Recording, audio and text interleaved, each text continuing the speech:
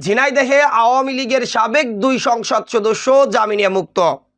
ঝিনাইদহ 1 আসনের আওয়ামী লীগ দলীয় সাবেক সংসদ সদস্য নায়েব আলী জোয়ারদার ও ঝিনাইদহ 2 আসনের আওয়ামী লীগ দলীয় সাবেক সংসদ সদস্য তাহজিব আলম সিদ্দিকী সমি অন্তর্বর্তীকালীন জামিন পেয়েছেন। আজ রোববার সন্ধ্যায় 5,000 টাকা মুচলেকায় জেলা ও দায়রা জজ আদালত এই জামিন দেন তাদের।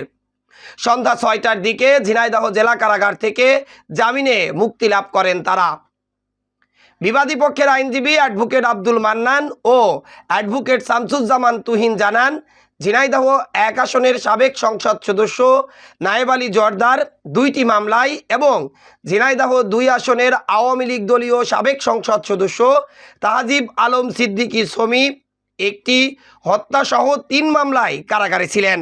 তারা অন্তর্বর্তী জামিন পেয়েছেন। আইনজীবীরা আরো জানান, রোববার 24শে নভেম্বর অসুস্থতার কারণ দেখিয়ে জেলা ও দায়রা জজ আদালতে জামিনের আবেদন জানান তারা। শুনানি শেষে বিচারক মোহাম্মদ ইমরান হোসেন চৌধুরী আগামী 1 ডিসেম্বর পর্যন্ত তাদের জামিন মঞ্জুর করেন।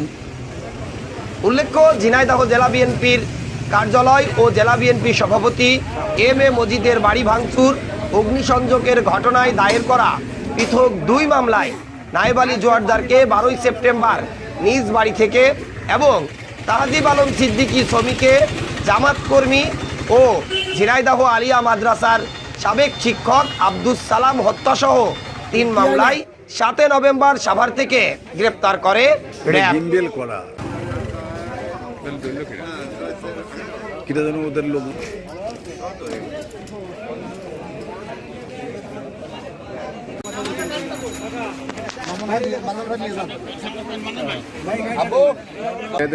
যে 292/24 যেটা হলো বিএনপির পার্টি অফিস ভাঙা, ঝিনাইদহ জিয়ার 403/24 যেটা বিএনপির সভাপতির বাড়ি ভাঙা এবং 406/24 জিয়ার যেটা হাটের রাস্তায় 13 সালের একটা মার্ডার, সেই মার্ডার মামলা 3টা মামলায় আজকে জামিন শুনানি ছিল।